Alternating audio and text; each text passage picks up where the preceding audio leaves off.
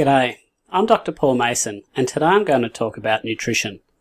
Now, most people know that doctors don't get taught much about nutrition, but the real problem is that the little we do get taught is mostly wrong. Last year I was giving a tutorial to some doctors who were training to become sports medicine physicians. Now, these were smart and motivated doctors. They were on a training program that was difficult to get into, and they'd all turned up to a 4-hour tutorial.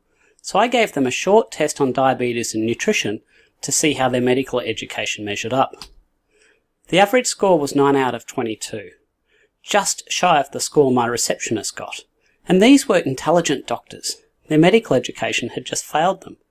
And this unfortunately means that doctors often give bad nutrition advice. And more importantly, it also means that doctors often can't recognise good advice even when it's in front of them. And this is due to something called confirmation bias, where everything a doctor sees is filtered through the lens of their biased education.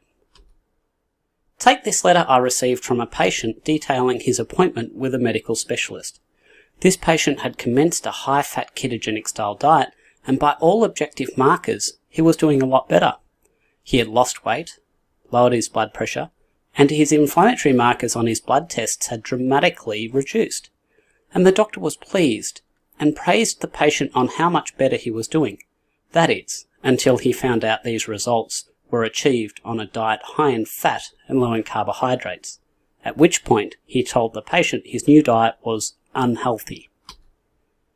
Another example of this was experienced by my 71-year-old male patient who, amongst other things, had reverse diabetes, fixed his blood pressure, stopped 5 medications, and put his inflammatory bowel disease into remission, all with dietary change. You'd think his diabetes doctor, an endocrinologist, would be happy.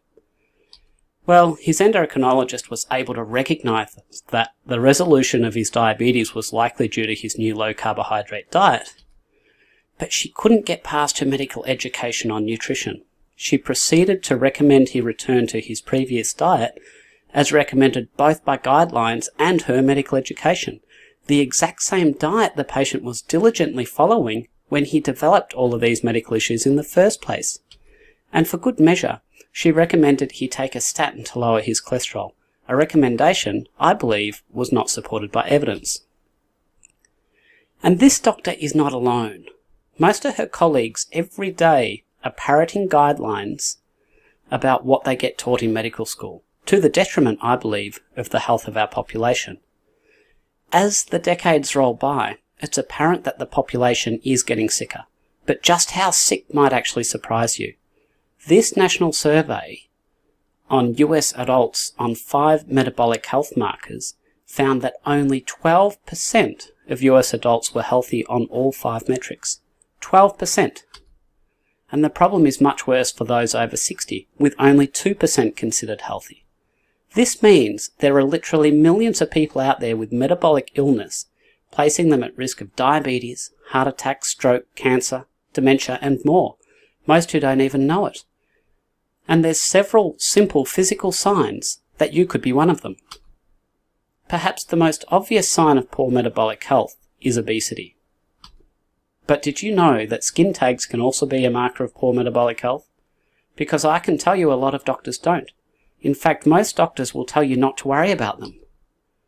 This skin pigmentation, called acanthosis nigricans, and often around the neck, in the armpits or groin, is also a sign of metabolic sickness, as is erectile dysfunction, and fungal infections like tinea or thrush. If you have prominent sock marks, it might even indicate heart failure. Basically, if the heart is not pumping properly, the pressure within the blood vessels in the legs might get too high, and that can allow the fluid from within these vessels to seep into the surrounding tissues, and when you press on this waterlogged tissue, you can displace some of this fluid, creating a depression that is left behind. If you have this, you should definitely get it checked out to be on the safe side. So the question is, if you're metabolically unwell, what should you do about it? Well, the first step is to consider whether you eat to the food pyramid. Because if you do, your diet might be causing you harm. This is a photo of one of my patients when she strictly followed the food pyramid diet. Overweight, in chronic pain, and taking a bunch of medications for conditions like reflux and high blood pressure, she wasn't in a good way. And don't doubt for 1 second that she wasn't following the advice she was given to a T. And yet I went to dietitians and they said to me things like, are you following the plan? And I was, to the letter. So feeling responsible for being a failure, the only way she could stop her weight from ballooning, despite exercising for more than 12 hours a week, was by literally starving herself. I starved. So I literally just thought that this is going to be me for the rest of my life. I'm going to have to be eat my salads and just be hungry. Following the advice of her doctors and dietitians had driven her literally into eating disorder territory. To put it bluntly, she'd been failed by the very people whose job it was to look after her. But even though the food guidelines so catastrophically had failed her, it took some convincing to get her to give keto a go. Because you told me and I didn't believe you. I thought, no, I'm just going to pack on the weight if I eat the way that you tell me to eat. And I was only able to get through to her by appealing to science, because she was a research scientist by occupation. So I challenged her to review the scientific literature. And fortunately, she rose to the challenge, and so began her journey with keto. I then started to look into all of this, and it just made sense. And then I secretly did it. I didn't tell a soul that I was doing it because Vicky will be on another diet. And try it she did. While the sense of shame she felt from a lifetime of failed dieting led to her starting the diet in secrecy, she ended up losing 36 kilograms and coming off all her medications. In her own words, she had no idea how sick she was until she was better. And she's now kept the weight off for 5 years and remained off all her medications. And she's far from alone. This is another one of my patients, aged 46 and a size 20, on the left. On the right, she's aged 48 and a size 8.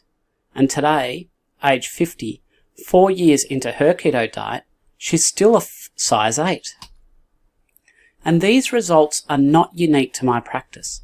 In fact, when it comes to weight loss, the literature is overwhelmingly, and I mean overwhelmingly, in favour of low-carb diets. Between 2003 and 2018, there were 62 published randomised controlled trials comparing weight loss on low-carb or low-fat diets. Of these 62 studies, 31 had statistically significant results, which means they had a finding unlikely to be due to random chance. Here I've graphed the results of all these 31 studies. The green bars represent the amount of weight loss in the low-carb groups, and the adjacent red bar the amount of weight lost in the low-fat group. If you look at each pair of results, you'll see that the low-carb arms lost more weight in all of them. All of them. Not one single study found in favour of low-fat diets. So to all those naysayers out there who say low-carb and high-fat ketogenic diets are just too hard, so don't even bother trying, just ask yourself, what are the consequences of not doing it? I have hundreds of patients who are doing it well, and doing it for years, myself included. So please stop being blinded by your biases. Open your eyes to what is possible. So you might be wondering what a low carbohydrate or ketogenic diet actually is. Well, they're diets that reduce the amount of carbohydrate you eat, and the difference between them is not based on the specific amount of carbohydrates, but rather how your body responds to it. While both diets lower the amount of carbohydrate you eat, on a ketogenic diet you reduce the amount of carbohydrates sufficiently to allow your body to burn enough fat to produce ketones. And these ketones can be detected in the blood. And when the ketones are detected, this is called nutritional ketosis, and it indicates you're on a ketogenic diet. Basically, the only difference between a low-carb and a ketogenic diet is that the carbs tend to be lower on a ketogenic diet. And I believe that most of the benefits of these diets specifically arise from restricting these two substances, the combination of which I believe is extremely toxic to your health. And these are sugar and seed oils. And both low carbohydrate and ketogenic diets tend to restrict both sugar and seed oils. Processed foods, which are common in Western diets, have sugar and seed oils in spades. Take these 4-star rated muesli bars on the left or the organic almond milk on the right. Both contain seed oils and sugars. So the question is, why is this combination such a problem? And the answer is, they both cause insulin resistance. And as you're about to see, insulin resistance is the root cause of metabolic sickness. Insulin is a hormone which normally circulates around our body in the bloodstream, and it's actually essential to life. But sometimes the insulin we have circulating doesn't work as well as it should, in which case we are said to be insulin resistant. So to compensate for this resistance, our body will try to make more insulin, which is why for many people, insulin resistance predictably leads to high levels of circulating insulin. And this is why high levels of insulin on blood tests are a bad sign. It means your insulin is not working properly. And the high insulin levels which occur with insulin resistance are an important cause of obesity. This is a picture of a 34-year-old female who had a tumour producing insulin. In this picture she weighed 107 kilograms and she was only 152 centimetres tall.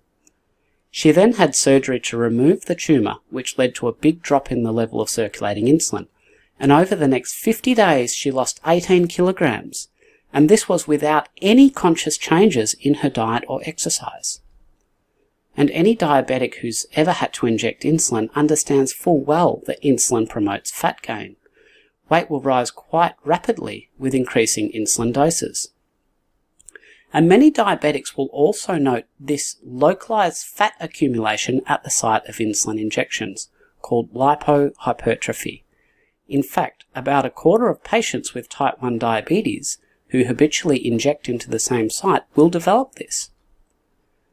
And high insulin levels in the blood is a strong predictor of future weight gain. This study followed some initially lean subjects for 8 years to see who developed obesity. Those with the lowest insulin levels over the 8-year period had a 2% chance of becoming obese, while those with the highest insulin levels had more than 70% chance of becoming obese. Not just overweight, but obese. But the real problem of insulin resistance is not obesity on its own. Rather, it's a myriad other health consequences that result from high blood glucose levels, of which insulin resistance is a direct cause. One of the most important roles of insulin is to remove sugar from our circulation and allow it to be taken up by our muscles and liver. And by doing this, the glucose level in our blood is controlled, it's prevented from getting too high. But with insulin resistance isn't able to do its job properly, so the muscle and liver are not able to take our blood glucose out of the circulation. This means our blood glucose begins to rise, eventually to the point where we can be diagnosed with diabetes. And this high blood sugar damages multiple organs as it circulates around your body. For example, diabetes is the single biggest cause of kidney failure in the developed world. It's also the biggest cause of blindness, as well as nerve damage leading to amputations, also erectile dysfunction. And get this, research shows the risk of having a heart attack is higher in someone with diabetes than even in someone who has already had a heart attack without diabetes. It also doubles your chance of having a stroke. And in case you thought I was exaggerating about the consequences of high blood glucose, which is caused directly by insulin resistance, this paper from 2001 looked at 208 individuals and divided them into 3 groups based on their level of insulin resistance. You can see that over 6 years, the group with the highest level of insulin resistance developed a number of cases of diabetes, high blood pressure, cancer, heart disease, and stroke, while the group with the lowest level of insulin resistance didn't develop any of these problems at all. The message is clear. Looking after your metabolic health could save your life, or at least make it more pleasant to live. And the best way to do this is with a diet that is low in seed oil and low in sugar, also known as a low carbohydrate or a ketogenic diet. A question I often get asked is what is worse for you, seed oils or sugar? And though a difficult question to answer, this recent paper from the British Medical Journal is informative.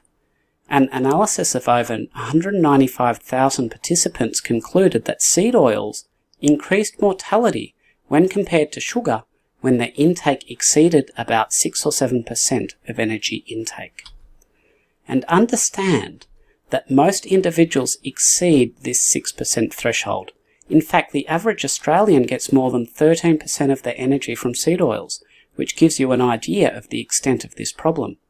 Indeed, when it comes to the average Western-style diet, it would seem that seed oils are perhaps a bigger issue than even sugar, and that will be news to a lot of people. But don't think that knowledge of the problems of seed oils is new.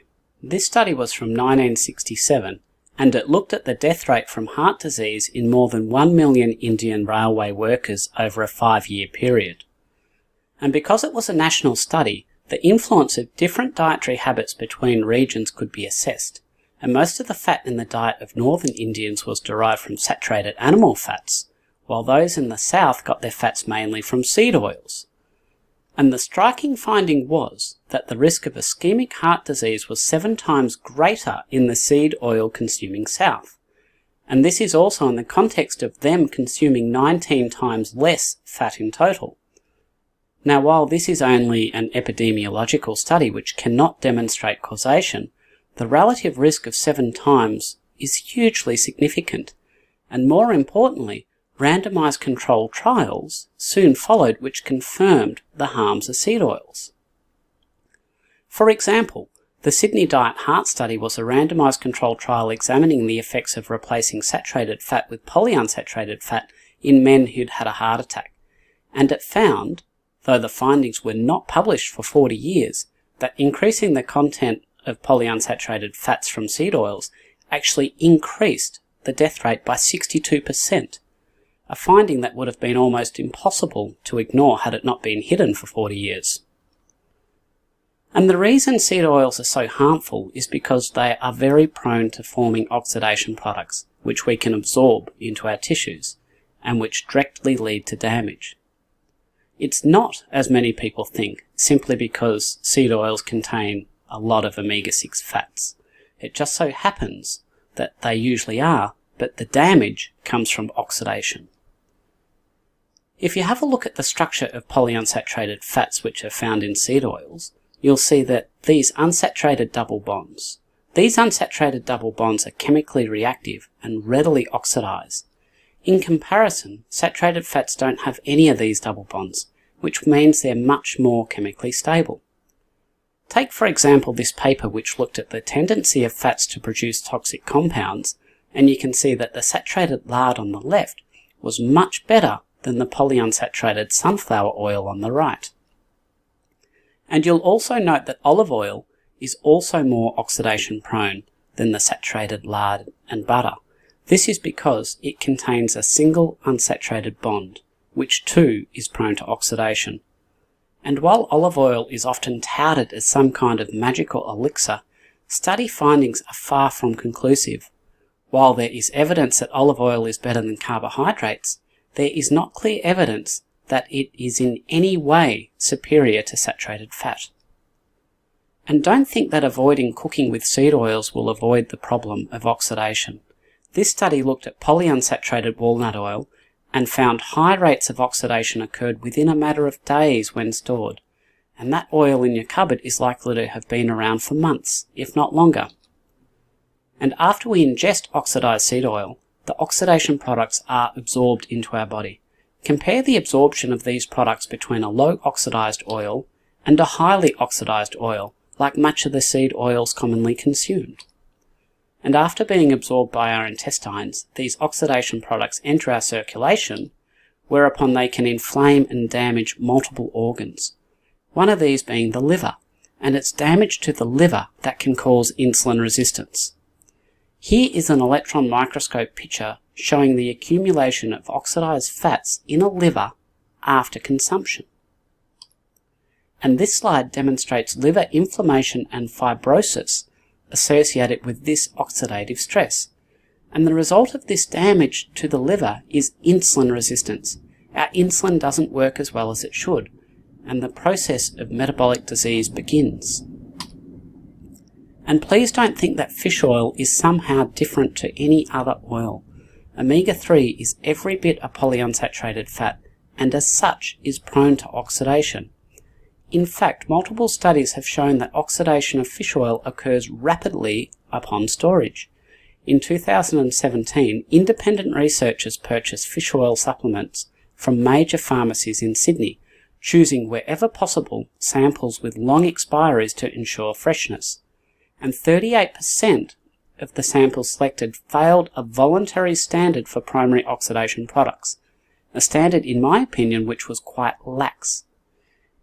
And it's likely that the fish oil oxidation is one of the main reasons why most studies looking at fish oil do not find any benefit.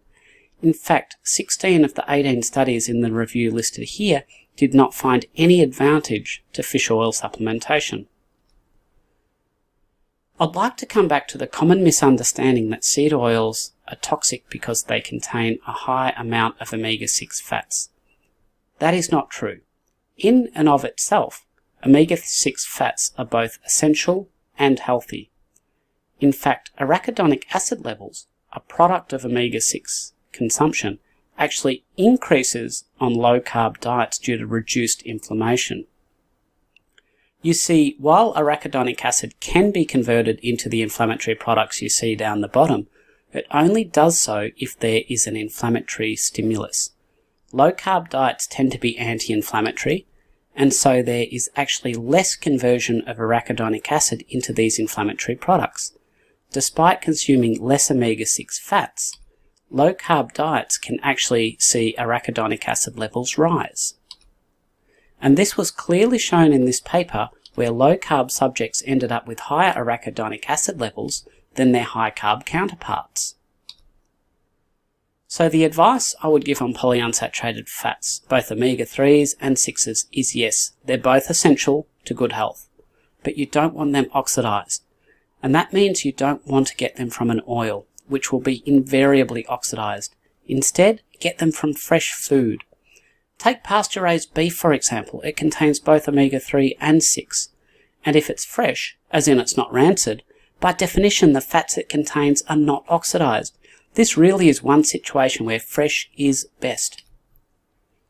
And for the final word on seed oils, here is a study from 1965 which looked at coronary heart disease risk in 3 groups. A double-blinded, randomized control trial with vegetable and olive oil intervention groups, and a control group consuming mainly saturated fats. And the study went for 2 years.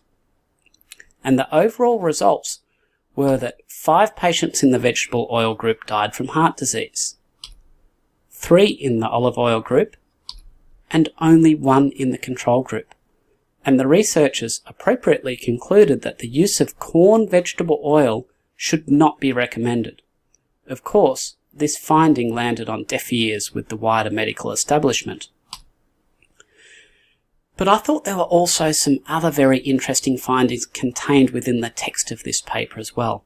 For example, it was noted that many subjects in the vegetable oil group complained of nausea, diarrhea, and other gastrointestinal complaints.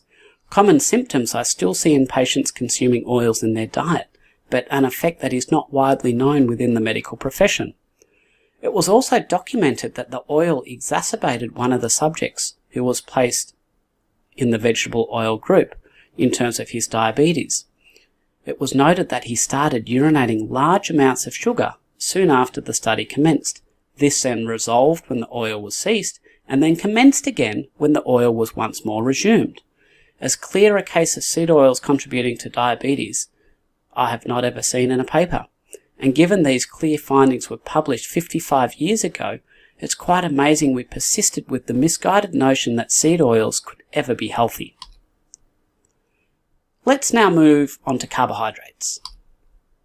In general, carbohydrates are made of one of these molecules: glucose, which is what starchy complex carbs like bread and pasta are made of, and fructose. fructose, which makes up 50% of sucrose or table sugar.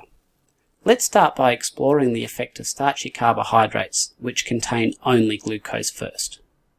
Complex carbs are quite literally made of glucose molecules, and after digestion, this glucose will find its way into your blood. If you're trying to lose weight, or are pre-diabetic, or even worse, this type of carbohydrate can really pose problems. You see, when insulin is working normally, we can remove most of the glucose that enters our circulation by placing it in tissues like muscle and liver, and this keeps the glucose level in our blood low. The problem is in people who are pre-diabetic, they're almost certainly insulin resistant. This means that the insulin doesn't effectively remove glucose from the blood. This results in high levels of glucose in the circulation. And dare I say, I don't need to remind you of the potential consequences of high blood sugar again. Carbohydrates are also a major factor in obesity. When we ingest carbohydrates, our pancreas will release a lot of insulin. Much more, in fact, than an equivalent amount of fat. And this insulin is very effective at growing our fat stores. You see, in the blood that reaches our fat cells, we have both circulating fats in the form of triglycerides and glucose. And insulin is able to stuff both of these into our fat cells. In their complete form, triglycerides can't enter fat cells. And this is where insulin comes in. Insulin stimulates this enzyme, lipoprotein lipase, which then cleaves this larger molecule into glycerol and 3 fatty acids. These fatty acids can then diffuse into the fat cell. Insulin also activates the GLUT4 transporter, which is a gate that allows glucose to enter the fat cell. Once inside, the glucose is converted into glycerol, and then the glycerol and the fatty acid combine to form triglyceride. And this is how fat is stored. Without insulin, it couldn't happen. But if you want to lose weight, then the triglyceride must be sliced up again to allow them to exit the fat cell for metabolism. And this requires an enzyme called hormone-sensitive lipase. This separates the glycerol from the fatty acids, allowing them to leave the fat cell. Insulin, however, blocks this enzyme, putting the brakes on. And without this step, fat can't be metabolized. Insulin blocks fat burning. So putting it all together, we can see that insulin both pushes fatty acids and glucose into fat cells, and for extra insult, it prevents them from leaving. And this is why a high insulin level means you burn less energy. The body is literally blocked from metabolizing energy stored as fat when insulin is high. So when you go on a low carbohydrate diet which lowers insulin, you burn more energy even at rest.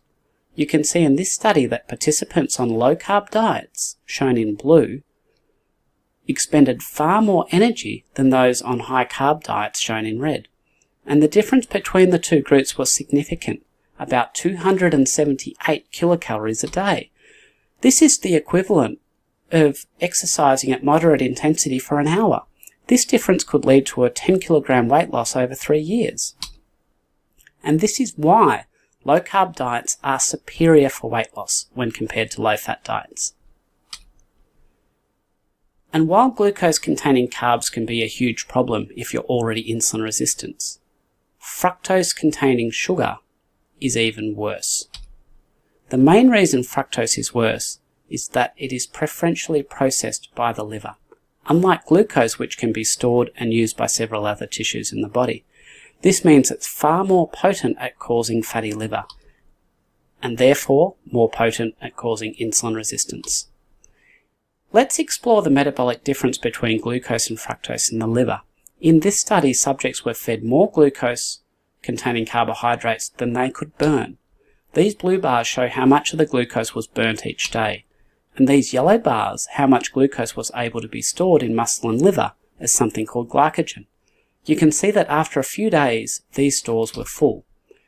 And when the overall intake of glucose exceeded the combined capacity of burning it in blue and storing it in yellow, the excess was converted into fat, which, as you can see, increased as the available storage capacity for glucose, shown in yellow, was progressively exhausted.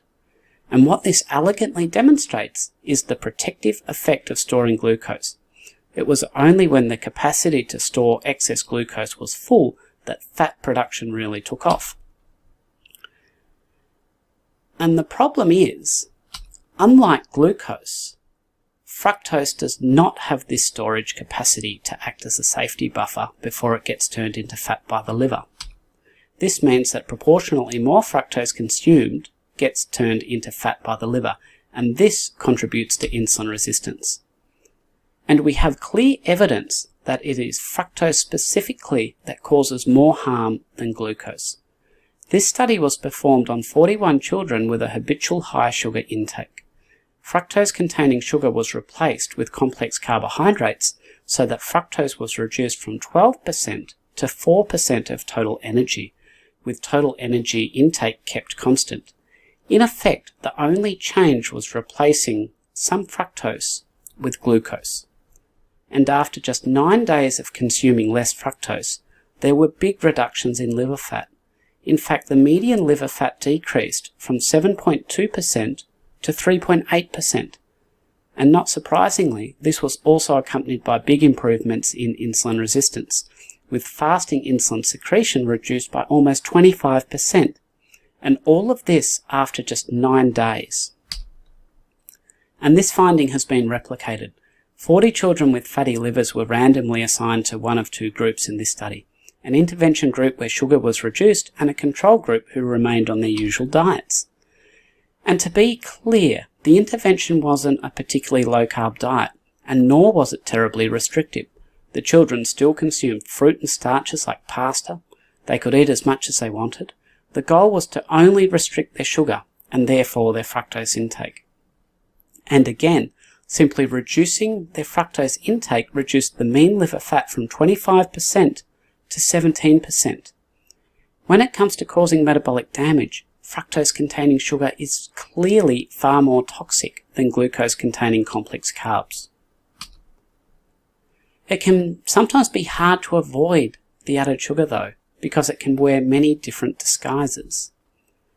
Food manufacturers have mastered the art of deception.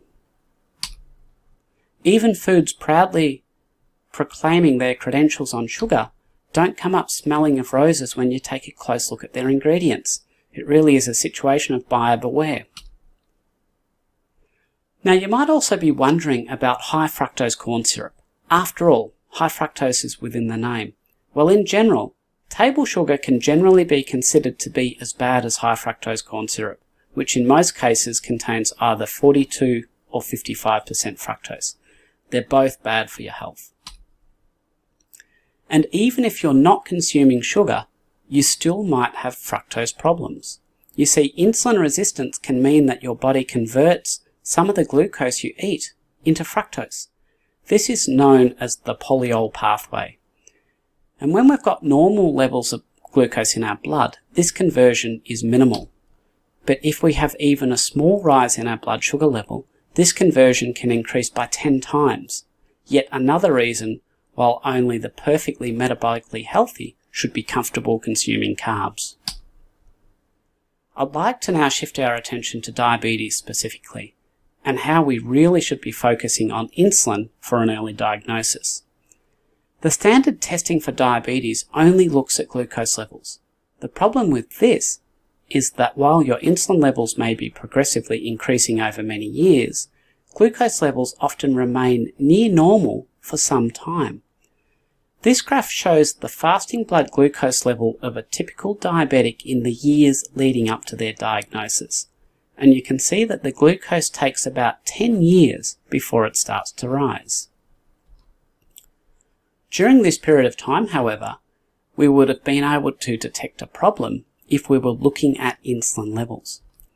Here we see the progressive increase in insulin levels occurring to compensate for insulin resistance. And finally, as the pancreas begins to fail, the insulin levels fall away. Let's now look at glucose and insulin levels together. At this point, both glucose and insulin are normal. The first sign of metabolic sickness is seen with the rise of insulin. You'll note, however, that the glucose levels are still essentially normal. So if this is all you or your doctor are looking at, this is a blind spot. Eventually, Despite an increase, insulin is not able to fully control the blood glucose level, and prediabetes might be diagnosed, often a decade or more after insulin resistance has begun to occur. Then, as the cells in the pancreas begin to die off and can no longer secrete insulin, glucose will precipitously rise. You now have your diagnosis of type 2 diabetes, possibly 2 decades after it all started, and having missed the chance to intervene early because your doctor didn't look at your insulin levels. Fortunately, this process in most people is reversible on low-carb and low-seed oil diets. These are the insulin results of one of my patients over 2 hours after ingesting 75 grams of glucose, and the same patient 6 months after commencing a low-carbohydrate diet. You can see big reductions in insulin levels, and unsurprisingly, this was associated with a 17 kilogram weight loss, and I've seen this type of response countless times. And for diabetics, blood glucose levels can improve literally overnight. Understand that diabetes is a condition of elevated blood glucose level, and that glucose has to come from somewhere. So if you simply stop putting it into your body, your blood glucose has to come down. This graph here is from a 71-year-old diabetic who was graphing his morning fasting glucose levels after starting a low-carb diet. From day one, he recorded a big drop in his morning glucose level and quite literally halved it in 2 weeks, and this was at the same time that he stopped 2 diabetic medications. And this large-scale study confirms reversal of diabetes is possible on low-carb diets. The grey line shows average blood sugar levels over a 2-year period in patients receiving standard diabetes care, and the light blue line shows the average sugar levels of diabetic patients on low-carb diets, clearly lower than those receiving the standard care. In fact, at 2 years, 53% of those in the low-carb group met the criteria for diabetes reversal. Is it any wonder the CEO of the American Diabetes Association herself follows a low-carbohydrate diet, which not incidentally has allowed her to stop injecting insulin? Let's now consider 2 key points I've made so far today. 1, that seed oils can cause insulin resistance, and 2, that sugar can cause insulin resistance. The question is, what happens if you combine both oxidized seed oils and unstable blood glucose levels from sugar consumption? Well, this combination is uniquely toxic because unstable blood glucose levels, like you see on this trace here, have also been shown to contribute to oxidative stress, and the effect is multiplied. And this was shown by this study, which compared oxidation load in subjects with good and bad blood sugar control. In subjects with good blood glucose control, oxidation load from a meal was quite moderate, while for the very same meal in poorly controlled diabetics, there was a much bigger load of oxidation, and the adverse effects were prolonged. While the healthy subjects were able to clear the oxidation products from their circulation within 8 hours, the oxidation products persisted in the diabetics for 3 days. And this is why I encourage all of my patients to strive for stable blood glucose levels, as seen in this trace on the bottom. I'd like to now look at the role of seed oils and sugar in causing a condition that invokes more fear than even cancer, and that's dementia. Despite decades of research costing billions of dollars, we're no closer to a cure for dementia than we were when Alzheimer's disease was first described more than 100 years ago. The frustrating thing is that had only a tiny amount of this money been directed at nutritional research, I believe we would be in a much, much better place today.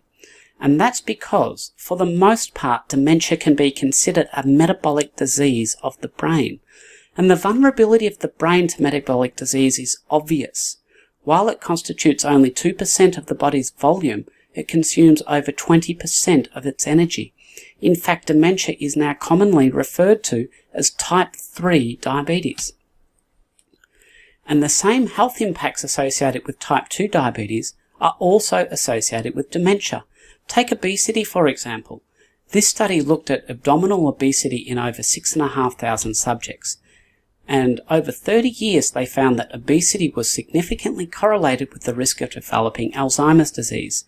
3 times the risk, in fact, when comparing the leanest and the most overweight individuals. And several studies have now convincingly demonstrated that obesity is associated with reduced brain volume. Obesity quite literally shrinks your brain.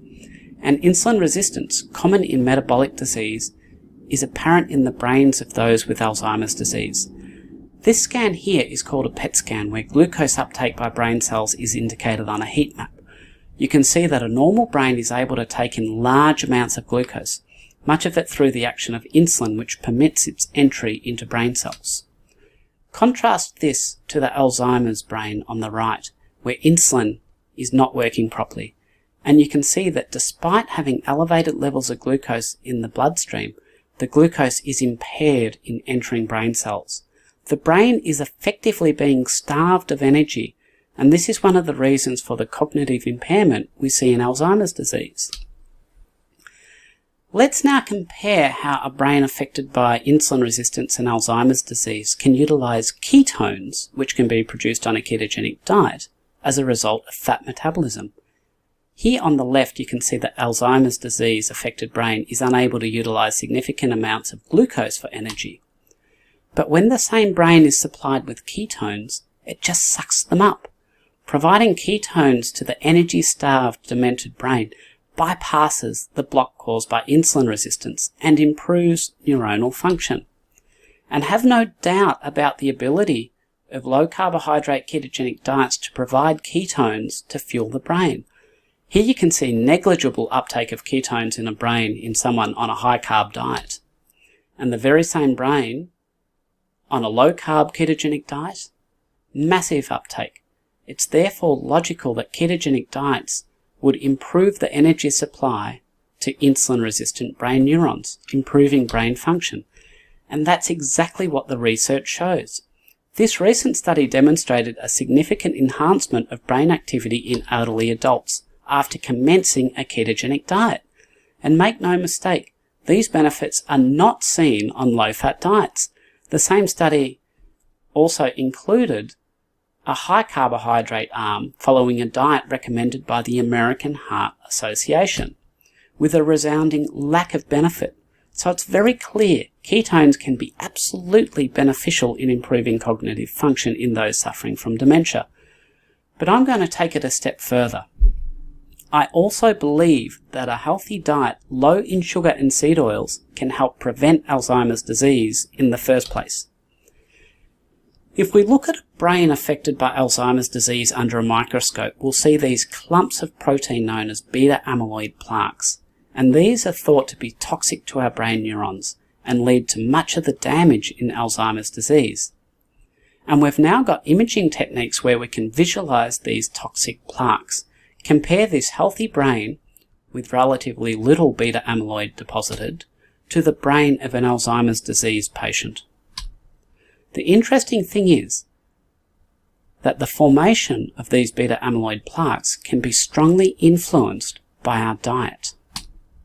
Beta-amyloid plaques are aggregates of these single beta-amyloid peptides, but these peptides don't just clump together out of the box. We have to damage them first. First, we add sugar, which then covalently binds to these beta-amyloid peptides, producing something called an early glycation product. This then makes the beta-amyloid peptides vulnerable to clumping. These early glycation products can then progress to advanced glycated end products, which are essentially the beta-amyloid plaques. And understand that this final step is strongly driven by oxidative stress, the same stress we experience when we consume oxidized seed oils or have unstable, fluctuating blood glucose levels. And again, remember the combination of both poor sugar control and oxidized oil consumption multiplies. It's especially toxic. This is the amount of oxidation products absorbed in study subjects with good blood sugar controls, and this was what was absorbed in subjects with poor blood sugar levels. If you ever needed a reason to avoid processed foods containing both sugar and seed oils, avoiding dementia would have to be it. We also have a natural mechanism in our body to remove beta amyloid plaques. And not only can poor metabolic health increase the deposition of these plaques in the first place, it can also interfere with their removal. HDL cholesterol particles in our brain, through this ApoE protein embedded in their membrane, is able to remove some beta amyloid deposits. The problem is, these ApoE proteins themselves can be damaged, preventing effective removal of the plaques.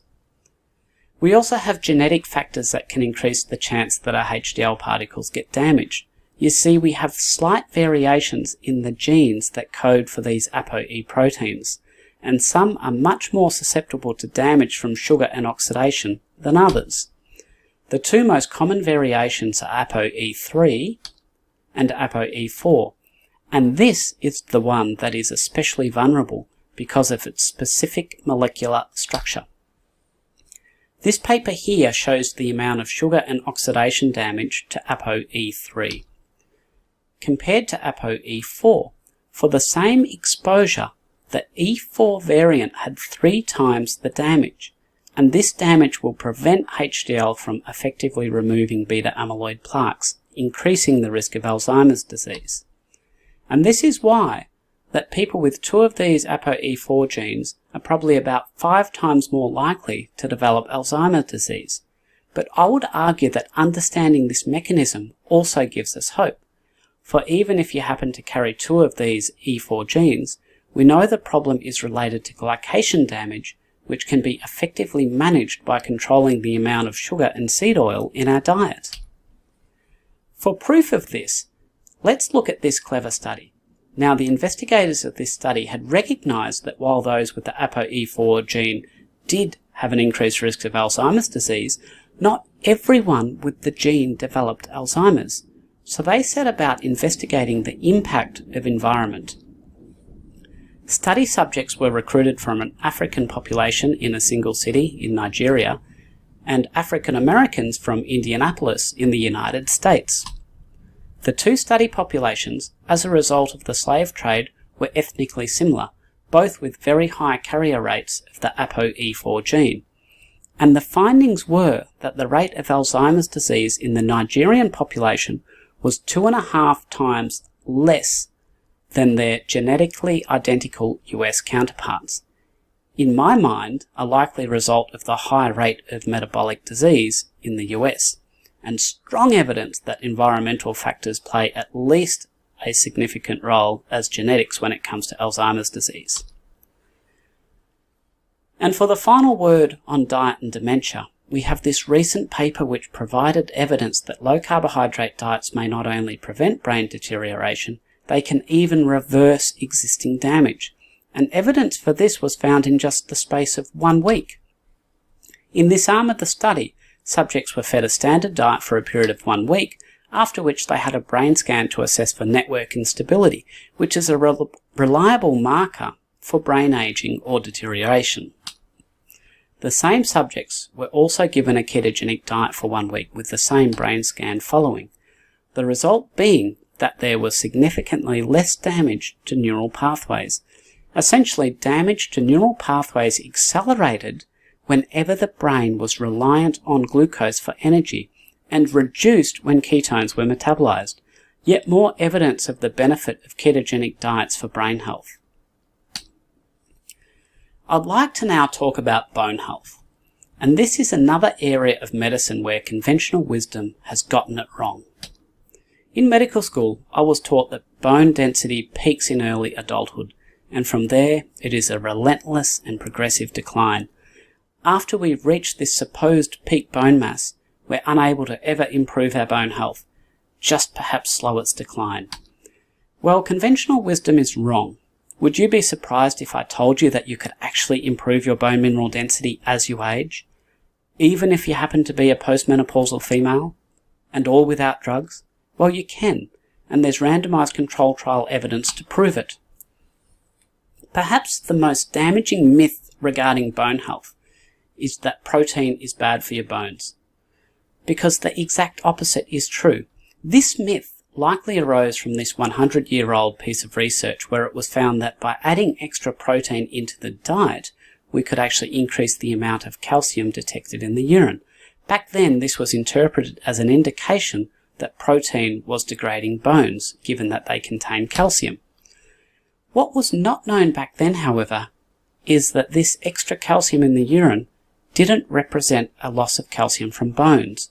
Rather, it only occurred because more calcium was being absorbed in the first place. We now fully understand that increasing our protein intake leads to increased calcium absorption, with a net gain of calcium by the body. So the net effect of protein consumption on bone is actually positive, and this makes a lot of sense when you consider that protein makes up 40% of the dry weight of bone. Here you can see the underlying protein scaffolding of bone. Distributed between these protein fibrils are minerals, so bone can really be thought of as mineralized protein. Without either protein or minerals, you can't make bone. And this explains why calcium supplementation alone cannot restore bone mass, but it can slow the decline, because bone acts as a store for calcium within the body, and when calcium is needed elsewhere in the body for something else, bone can release some. Understand, however, given that the calcium-containing minerals are embedded within the protein, the whole structure of bone needs to be degraded to release the calcium. So by providing extra calcium, we can slow down the degradation of bone. But what calcium cannot do on its own is to build bone back up. To do this, it needs, amongst other things, available protein. Just think you're trying to bake a cake and the only ingredient you have are eggs. You can't bake the cake. This study took into account the importance of protein. It was a randomized controlled trial comparing calcium and vitamin D supplementation to placebo on bone mineral density.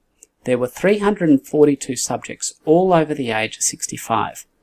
First of all, they predictably found that supplementing with calcium and vitamin D could slow down bone loss. But the striking finding of this study was when they stratified the results based on protein intake. The group in the lowest tertile of protein intake demonstrated a small reduction in bone mineral density over 3 years. The median protein intake saw a slight improvement, while those with the highest protein intake saw a striking improvement in their bone mineral density. And remember, this was in an elderly population. Clearly, it's not only calcium that is important to bone health. But there are also other minerals that are very important. In addition to calcium, bone contains several other inorganic salts, including magnesium, sodium, potassium, phosphate, and chloride. And each one of these is necessary for healthy bone. Bone is very specifically made of each one in a precise ratio, and the absence of any one of these will affect the ability to form healthy bone. For example, this graph here shows the tight relationship in bone between sodium and calcium. One cannot increase one without increasing the other. Likewise, decreasing one must necessarily decrease the other. Think of it like a recipe for a cake which requires 2 eggs and you've only got 1. You can't make up for it simply by adding more flour. You can really only make less cake. Let's now take a look at a study which demonstrates the importance of some of these other elements to bone health. I love this 1975 study, not only for its elegance, but also for the fact that we'll probably never see a study quite like it again, mainly because it wouldn't pass muster with an ethics review board. In it, 11 subjects were completely fed directly into a vein, and by doing this, the investigators had complete control of every nutrient going in. The nutrient mixture being provided include all of the substances we've previously mentioned, plus protein and glucose. And then the investigators, step by step, removed some of these nutrients in isolation from the feed, and the impact on the capacity to form bone, muscle, and fat tissue was measured. And the results were striking. When protein, sodium, or phosphate was withdrawn, bone and muscle tissue stopped being formed. All of the excess energy went into fat, proving 2 points. The current focus on calcium as the only nutrient needed for good bone health is short-sighted to say the least. And 2, deficient diets with respect to particular nutrients might even make you fat. In fact, in the words of the study investigators, the only requirement to increase fat mass was an abundant supply of glucose. Sleep is also commonly overlooked when it comes to improving one's metabolic health. Chronic sleep disturbance is causally associated with metabolic disease. In fact, this 4-year prospective study of 738 nurses found those working night shift had a cumulative incidence of metabolic syndrome of 9%, which was 5 times greater than those working day shifts. And the reason for this is that the hormonal changes caused by sleep deprivation ultimately exacerbate insulin resistance. Take this study which compared the morning blood sugar levels of diabetics with good and poor sleep quality. Those with poor sleep quality were more than 4 times as likely to suffer elevated fasting blood sugar levels, something known as the dawn phenomenon, caused by insulin resistance. And the weight gain associated with sleep disturbance can further impair sleep quality in a vicious cycle. The tongue, which actually takes up most of the space in the mouth, gets fat, as we do. And this is the main factor causing sleep apnea, which is where the airway repeatedly blocks off when you sleep, leading to low levels of oxygenation in the brain. Fortunately, losing weight in general will also lead to reduced fat in the tongue, literally shrinking it. You can see on this MRI-generated image of the tongue that losing weight can lead to a significant shrinkage, and this study conclusively demonstrated that this shrinkage of the tongue improved sleep apnea. And in the time of coronavirus, we shouldn't overlook the benefits of improved sleep on immune function. In fact, sleep apnea increased the chance of ending up in ICU with the flu by about 5 times. And this study assessed the ability of subjects to fight off the common cold after it was squirted up their noses. And subjects who were sleeping for fewer than 7 hours a night were 3 times more likely to catch the cold than those who were sleeping for more than 8 hours. But when it comes to the immune system, it is again hard to go past the influence of insulin resistance. This study, published in Nature last year, elegantly demonstrates how the immune system is impaired with insulin resistance. When we get infected with a virus, a key factor in the immune response is the release of various small proteins called growth factors and cytokines, which communicate between different cells and basically rally the troops.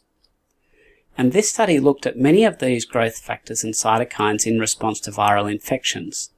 And certain of these are particularly important in coordinating the defense against viral infection. Here are 5 of these. You can see in the metabolically healthy population, infection with a virus led to a robust and appropriate immune response in all of these areas. Now compare this to the amplitude of response in subjects who were insulin resistant. It's no wonder the authors of this study concluded that insulin resistance led to an overall impairment of immune system function. Not exactly something you want in a global pandemic. I'd like to now dispel another long-standing and well-accepted and completely false nutrition myth, that of salt being harmful. The key thing to understand is that while sodium, which is in salt, is often thought to be the major cause of high blood pressure, it is in fact caused by insulin, high insulin levels. This myth first arose because sodium can attract and hold on to fluid inside our blood vessels, which increases first volume and then the pressure. The thing is, in most people, it is actually high insulin that influences how much sodium we retain in our body, even more so than the total amount of sodium in our diet. And this is because insulin activates 4 specific transporters in our kidneys which retain sodium in the body. That is, insulin directly increases the amount of sodium in our body. And as you can see from this 4-year-long study, those with the highest levels of insulin were more than twice as likely to suffer from high blood pressure. And indeed, the evidence is that low levels of sodium might even increase your risk of dying. This paper from 2014 looked at the urinary sodium excretion of more than 100,000 subjects, and it found that as the level of sodium excretion, which reflects somewhat how much sodium is being ingested, fell below 4 to 6 grams a day, the risk of dying increased sharply. And remember, sodium represents only 40% of salt, so 6 grams of sodium equates to a daily salt intake of 15 grams. And 10 grams of table salt is a lot. Here I'm grinding 1 gram of salt, or 0.4 grams of sodium, and when you remove processed foods from the diet, the amount of salt that most people consume drops dramatically. Attention then needs to be paid to ensuring sufficient sodium intake, lest you suffer what used to be called the Atkins Flu. This often led to dizziness and lightheadedness, in large part due to the combination of reduced sodium in the diet combined with lowering of insulin levels, which reduced the capacity of the body to hold onto the sodium. And as a footnote, it may surprise you to learn that the Australian Dietary Guidelines no longer specify a recommended upper limit for the intake of sodium in adults. Indeed, in their own words, the previously recommended limit on sodium intake was based on early interpretations of very limited data. But while the recommended limit was removed 3 years ago, there's been remarkably little, if any, promotion of this fact to the public. It makes me wonder whether someone might have a little bit of egg on their face. A lot of people ask me how medicine could have gotten things so wrong. Why, if I find the evidence so compelling that saturated fat is indeed not harmful, why do so many other doctors disagree? Indeed, this is a question I ask myself. Many educated people hold beliefs that really don't bear scientific scrutiny. So let's look at a couple of the big elephants in the room, saturated fat, cholesterol and statins, and see if we can perhaps understand why there is still so much disagreement about. This prospective study looked at more than 135,000 participants and followed them for more than 7 years, looking at saturated fat consumption and mortality rates. And it found that those habitually obtaining about 10% of their energy from saturated fat, not much, had a death rate of about 7 people for every 1,000 person years. But in those who were consuming more than 3 times as much saturated fat, the equivalent death rate was only 4. And there was no upper level of saturated fat intake which appeared problematic. As energy from saturated fat increased, so too did the apparent benefits. And before you start getting too worried about saturated fat increasing LDL levels, look at this systematic review which examined 19 cohort studies with over 68,000 participants. 16 of these studies found an inverse relationship between LDL cholesterol and all-cause mortality. That is, the higher your LDL level, the lower your chance of dying. And the data on whether statins, a medication designed to lower LDL cholesterol, will make you live longer might surprise you too. Most people take statins to prevent dying, but that's not the right way to think about it, because everybody is still going to die. Rather, a better question is, how long will taking a statin extend your lifespan by? And this review set out to answer that question. It included data from 11 studies involving over 90,000 participants and followed them for about 4.5 years. And it assessed data based on whether or not subjects had either a previous history of cardiovascular disease or no previous history of cardiovascular disease. And it found that if you did have a history of cardiovascular disease, you might anticipate, on average, an increase in lifespan of about 5 days. And if you didn't have this cardiovascular history, you were looking at 3 days.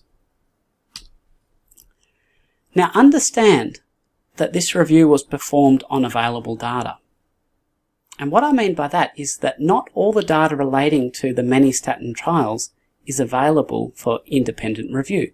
Why not, you might ask? Well, it's put down to commercial reasons. To this very day, independent scrutiny of much of the research performed over the years has been blocked. If you were making claims about a drug, wouldn't you welcome the chance to show your data to prove your point? And it's not exactly as if drug companies have unblemished records either. It took Bayer 4 years to remove this statin from the market after multiple deaths.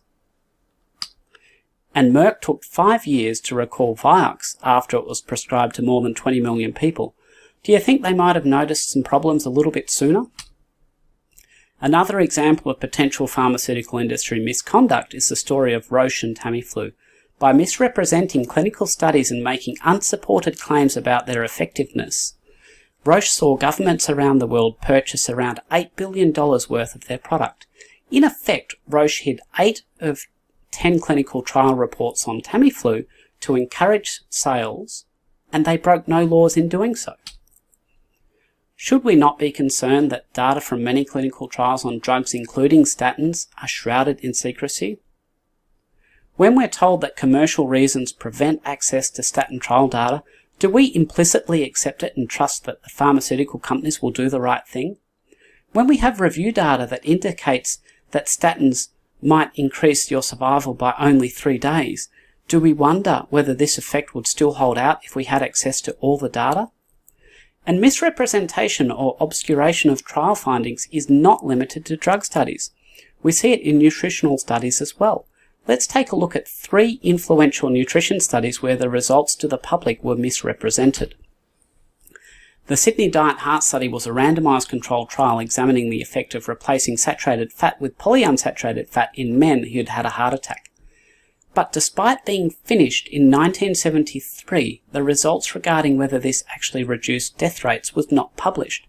Well, not until 2013, some 40 years later, and only after an intrepid researcher located the original study data in a basement.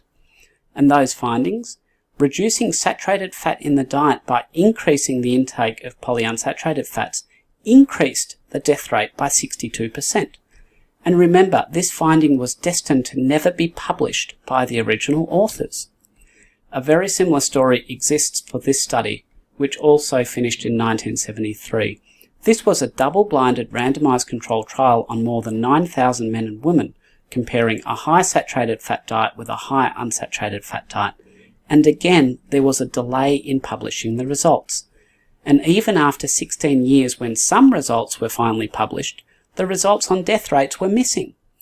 And when the now deceased lead author was asked about this delay of publication, he explained it was because some of the findings were disappointing.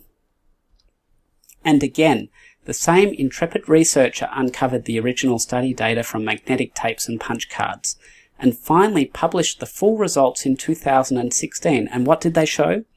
Well, increasing polyunsaturated fats and reducing saturated fats increased the risk of dying. This was the disappointing result that was knowingly hidden for decades.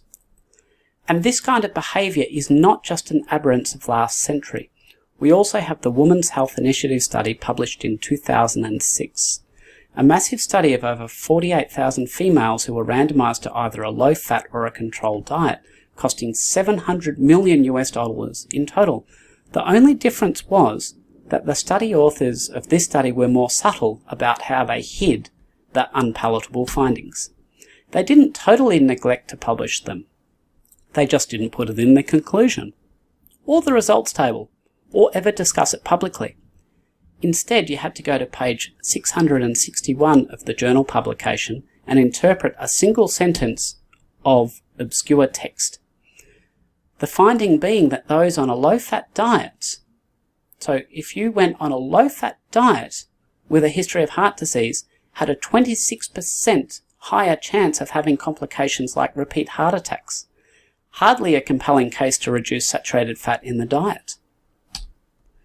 Finally, now in 2020, the record is finally beginning to be straightened out. In fact, the American College of Cardiology, which has a long history of promoting the US dietary guidelines, has finally begun, now in 2020, to correct the record. This recent review acknowledging that the weight of evidence does not support restriction of saturated fats in the diet, instead explicitly recommending that dairy, meat and eggs should be freely consumed. Still, it's going to take a long time for the rest of the medical profession to catch on. I think I've said enough for now, but before I go, I should confess that every single one of the nutrition myths that I've discussed today, I at one point of time or another used to believe. It's often stated that 50% of what we learn in medical school is wrong, and that we just don't know which 50% it is. Well, while once I didn't truly believe this saying, I sure do now. This is a time of changing knowledge, and I hope we can get a lot more people coming along for the ride. In the meantime, I'm going to leave the final word with Vicky. Yes. Please, if you're a doctor or dietitian out there listening to this, think that what's best for your patients. Give them a fighting chance in their weight loss. Give them some hope that there's something out there that could possibly work for them. I know it's worked for heaps of people, but to just dismiss something like this is it's just cruel.